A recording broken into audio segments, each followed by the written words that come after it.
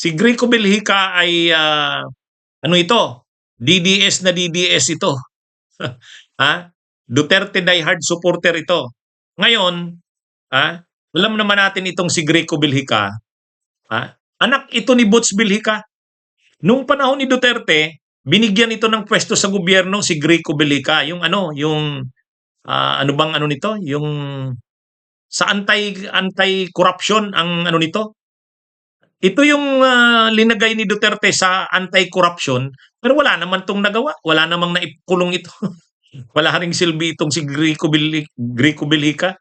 Pero ngayon na nakakulong si Duterte sa Dahig, ito yung isa sa mga aktibong nangangampanya. Die hard nga ito. Oh.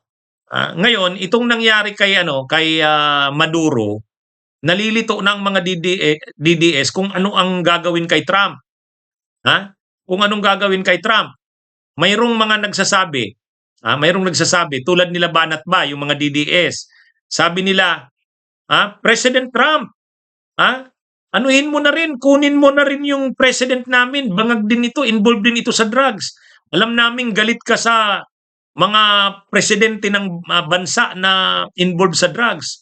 O ang presidente namin dito, involved din ito sa drugs. Ano ito? Bangag. O, lusubin mo na rin ito, kunin mo na rin. O, mga ganun sila, ano? Ito naman si Greco Belhica, iba naman ang hinihingi kay Trump.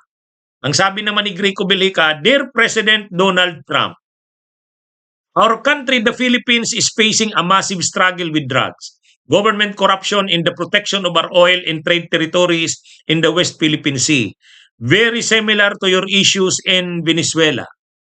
But we are not asking for the US to arrest our sitting president. Instead, sabi niya, instead daw, ang hinihiling niya ang hinihiling ni Greco Belhica ay iligtas daw si Duterte doon sa ICC. Ha? So, hindi niya daw, ito naman, iba naman ang hiling ni Greco Belhica. Ang hiling niya, hindi naman para hindi naman para arestuhin si PBBM. Yun kasi ang hiling nila nila Banat Bay. Pero pagdating dito kay Greco Belhica, iba naman yung kanyang ang sabi niya naman, tulungan na lang na ang minamahal daw nilang si Tatay Digong ay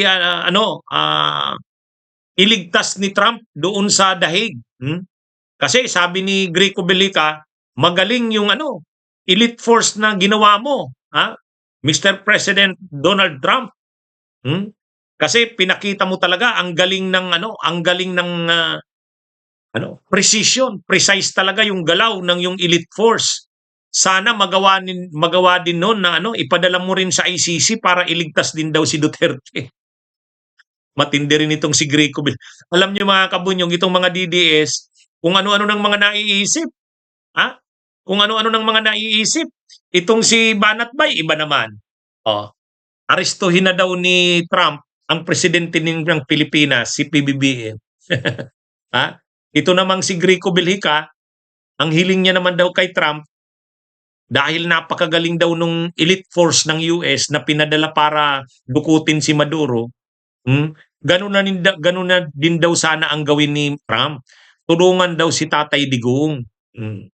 Kasi sabi ni Greco Belhica, kayo na lang ang pag-asa.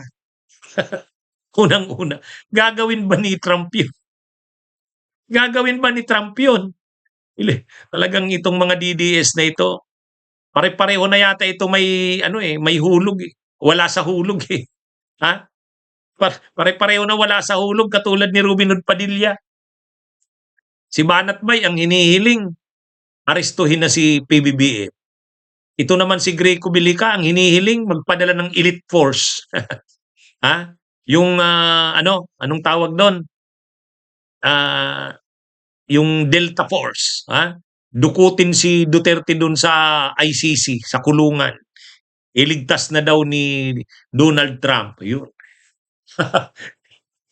kung ano-ano ng mga naiisip nitong mga DDS na to eh. wala, ano na sila, parang nasisiraan na yata ng bait itong mga ito. Bakit mo hihilingin kay Trump yun? Gagawin ba ni Trump yun? Ha? Unang-una, ICC yan. International Criminal Court. Ang pwedeng magawa ni Donald Trump sa ICC, yung sanctions. O, yan yun. Yung mga judges ng ICC na freeze yung mga assets sa US at hindi makapasok sa US, yun. Pero yung lulusubin ni Trump ang magbubuo siya ng elite force na magre-rescue kay Duterte. Una, sino ba si Duterte para i-rescue sa... Pangalawa, gagawin ba ng US yan? Papasukin yung kulungan doon sa dahig? Di nagalit niyan ang Dutch government.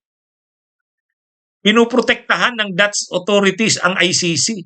At saka, ilang bansa ba ang members ng ICC? 125 member countries yan. Kakalabanin ni Trump yun? Kakalabanin ni Trump yun?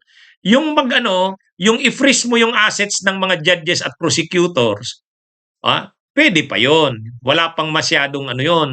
Pero gamitan mo ng pwersa, papasukin mo yung ICC. Bakit naman ililigtas ng gano'n ni Trump si Duterte? Bakit naman gagawin ni Trump yun?